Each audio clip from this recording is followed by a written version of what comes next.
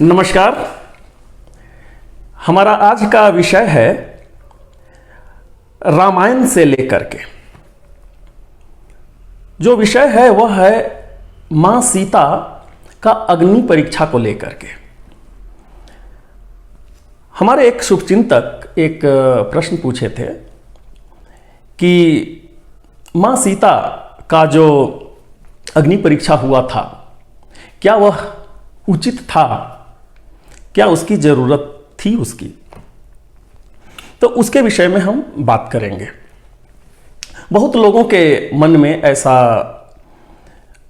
शंका है कि हमारे प्रभु श्री राम तो मर्यादा पुरुषोत्तम थे, तो क्या उन्हें अपनी पत्नी के ऊपर भरोसा नहीं था? आखिर ये अग्नि परीक्षा की आवश्यकता क्यों पड़ी, उसके विषय में हम लोग आज बात करेंगे। तो सबसे पहले हम आपको ये बतला दें कि मां सीता का कब कब परीक्षा हुआ है।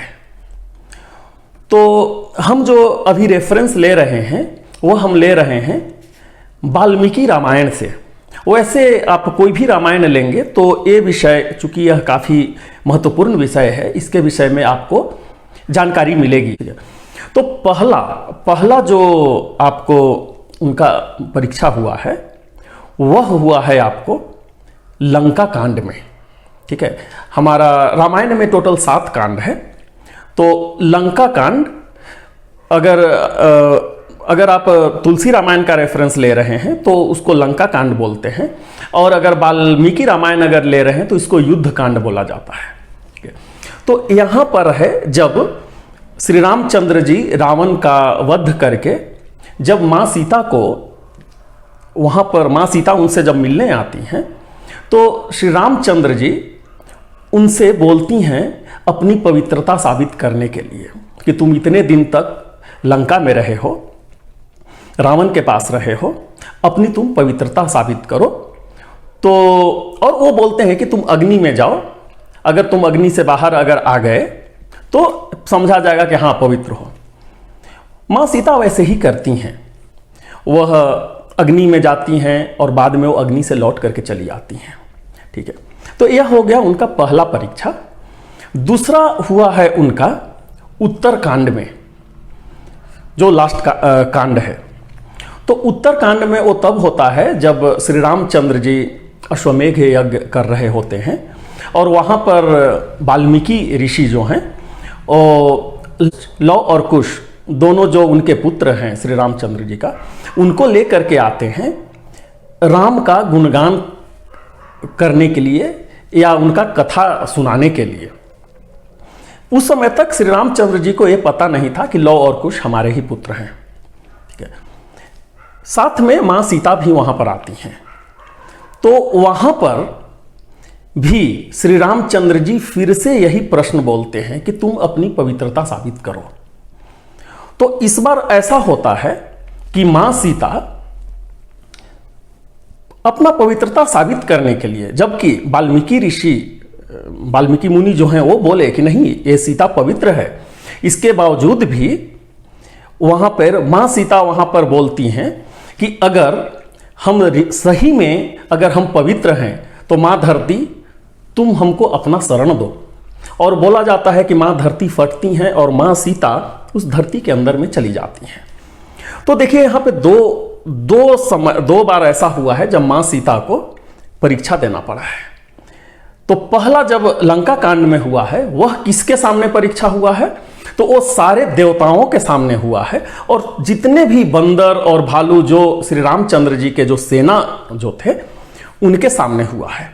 तो वे लोग कौन थे? क्या उनके सामने सही में परीक्षा देने की आवश्यकता थी?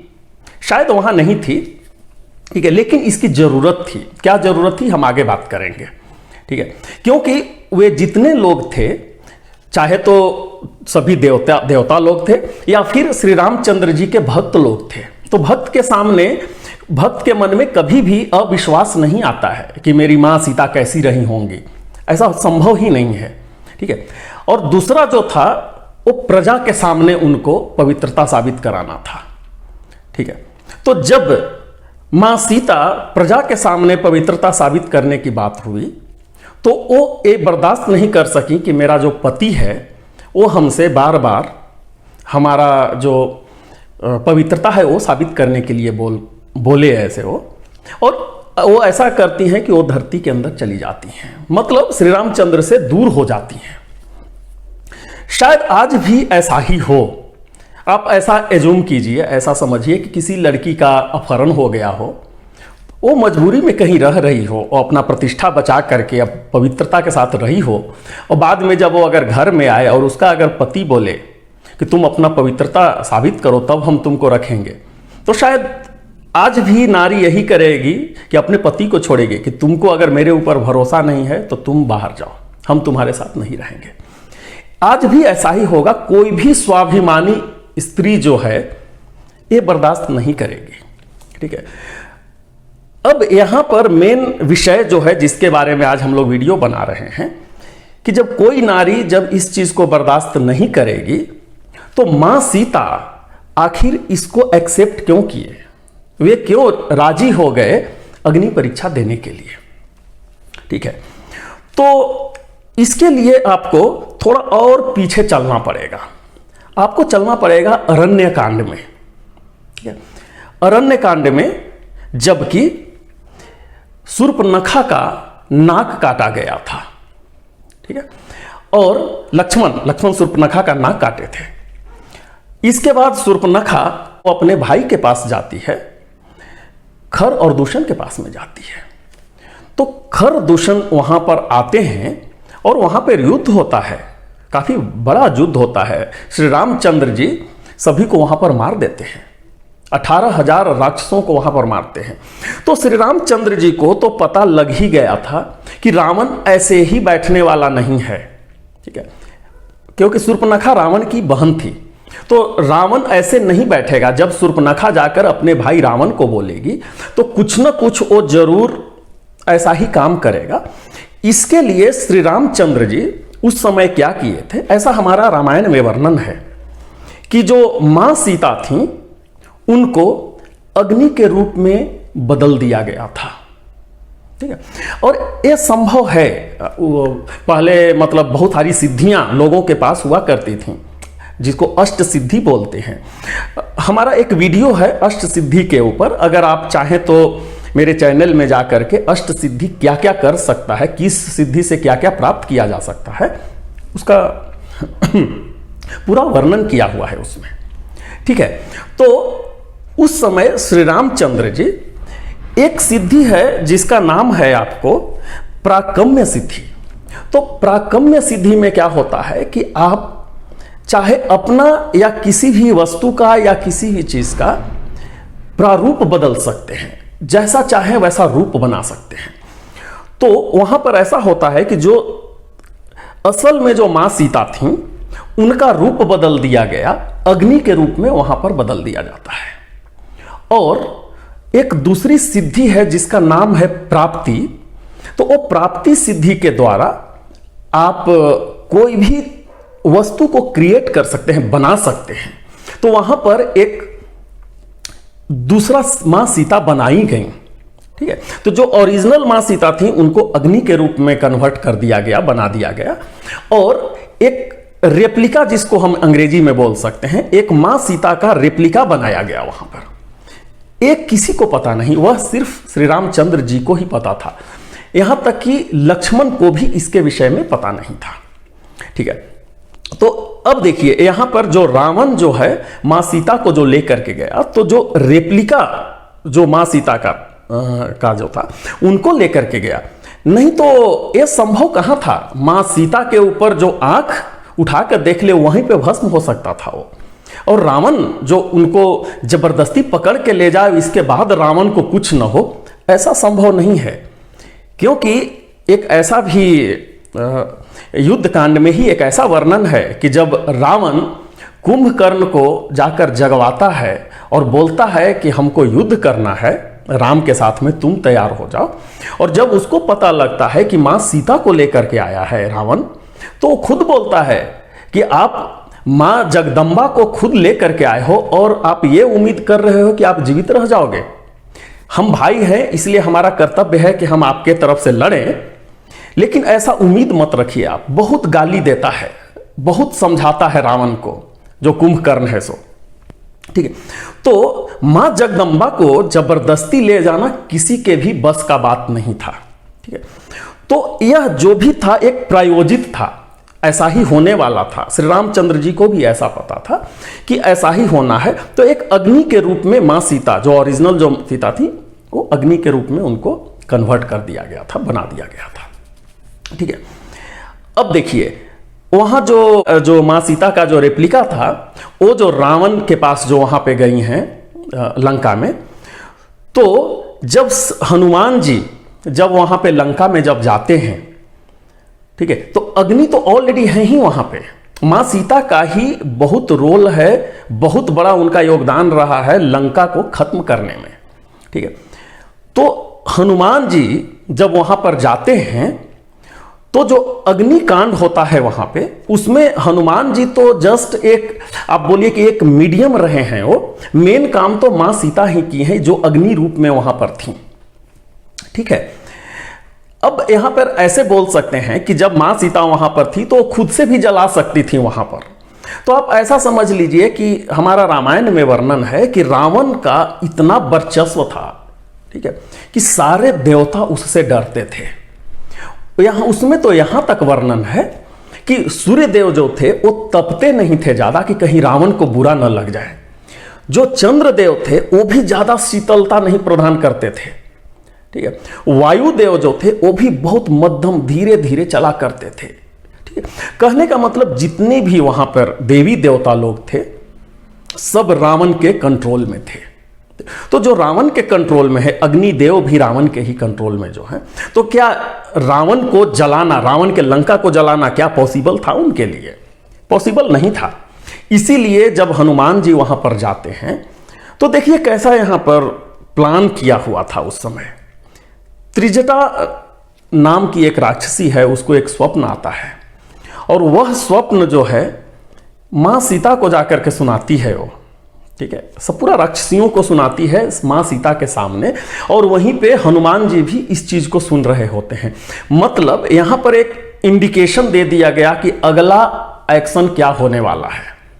मतलब इसके लिए आप तैयार हो जाइए कि हाँ, अब यहां पे लंका जलाने का कार्यक्रम होने वाला है, इसके लिए आपको रेडी हो जाना है।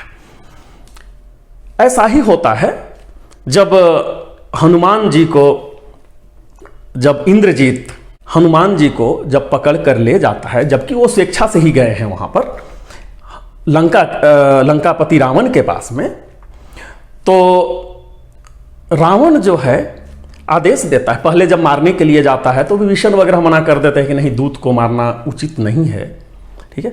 तो फिर सभी लोग राय मशवरा करके बोलते हैं कि इसको ऐसा करते हैं, इसके पूंछ में ही आग लगा देते हैं। तो जब भी वो बंदर जब जाएगा वहां पे अपने स्वामी के पास में, तो खुद स्वामी आएंगे, वो हम लोग उनको पकड़ लेंगे। ऐसा वो लोग का प्लान होता है, रावण का ऐसा प्लान होता है। और हनुमान जी बहुत खुश होते हैं, वहां पे मुस्कुराते हैं वहां पे। और जब उनके पूंछ में जब आग को बांधा जाता है, लगाया जाता है, ठीक है, तो वो पूरा का पूरा घूम करके लंका को जलाते हैं वहां पर। जब लंका को जब जला देते, आप ऐसा सोचिए कहां ये पॉसिबल है क्या, जब अग्नि पूरा लंका को जला दे और हनुमान जी को कुछ न हो? ऐसा नहीं है, ऐसा पॉसिबल नहीं है, क्योंकि वो राम भक्त ही थे, मां सीता के लिए ही काम कर रहे थे, सब मिल करके ही वहां पर काम कर रहे थे। तो इसीलिए हनुमान जी को कुछ नहीं होता है, ठीक। अब देखिए, तो ये सब पूरा एक ओवरऑल ये पूरा घटना घटित हुआ है वहां पर। बाद में लंका जल गया है, युद्ध होता है, रावण वगैरह पूरा सब मारा जाता है। बाद में मां सीता आती हैं श्री रामचंद्र के पास में। तो कौन सीता आ रही हैं? देखिए, जो ओरिजिनल मां सीता हैं वो अभी भी अग्नि के रूप में है। वो जो रेप्लिका हैं, जो नकली मां सीता बनी हुई हैं, वो वहां पर आ रही हैं। अब यहां पर क्या है, बदलना है, जिसको हम बोलते हैं ट्रांजिशन, जिसको बोलते हैं। अब यहां पर बदलना है यहां पर। तो बदलने में क्या है, जो डुप्लीकेट मां सीता हैं उनको अग्नि के अंदर लेके जाना है, और जो ओरिजिनल है, जो असली मां सीता है, उनको बाहर लेकर के आना है। तो जब यहां पे इस तरीका का प्रस्ताव जब दिया गया, जबकि प्रभु श्री राम को पूरा पता था, सबको उनको क्या नहीं पता है, और उनको माँ सीता का पवित्रता का पूछने का भी जरूरत नहीं था। लेकिन चूंकि यह करना आवश्यकता था माँ सीता को पाने के लिए, तो उस समय माँ सीता भी खुशी खुशी जो अग्नि में जाती हैं और जो असल वाली जो माँ सीता हैं वो बाहर आ जाती हैं, और यहाँ से माँ सीता को लेकर के फिर अयोध्या की ओर पुष्पक विमान से सब निकलते हैं। तो यह कारण था अग्नि परीक्षा का। तो यहाँ पे उसको कभी भी दूसरे रूप में देखने की आवश्यकता नहीं है, क्योंकि कभी कभी क्या हो जाता है कि अगर रामायण में जाकर अगर सिर्फ एक लाइन पढ़ेंगे तो उसका मतलब अलग हो जाता है, लेकिन जब पूरा का पूरा कोई चैप्टर पढ़ेंगे तो वही लाइन का मतलब बदल जाता है। तो हम आपसे विनती भी करेंगे कि जब भी अगर इस तरह का कोई आपके पास कोई कभी सिचुएशन हो, तो सिर्फ एक लाइन पढ़ करके कभी भी अपना मन मत बनाइए, कोई भी फैसला सुनाने का कोशिश नहीं कीजिए। आप पूरा का पूरा विषय पढ़िए, विषय क्या है, और इसके बाद जो भी आपको उचित लगे आप अपना मन बनाइए। ठीक है, तो ये रहा हमारा आज का माँ सीता का अग्नि परीक्षा के ऊपर में ये विषय आज का रहा, और हम उम्मीद करते हैं कि ये वीडियो आपको अच्छा लगा होगा, और हम चाहते हैं कि आप मेरा चैनल को सब्सक्राइब कर लीजिए, ताकि जब कभी भी ऐसा वीडियो आए वो सबसे पहले आपके पास पहुंचे। और हम बहुत ही जल्द आपके पास दूसरे वीडियो के साथ हम आएंगे, और तब तक के लिए हम आपसे विदा लेते हैं। बहुत बहुत धन्यवाद। नमस्कार।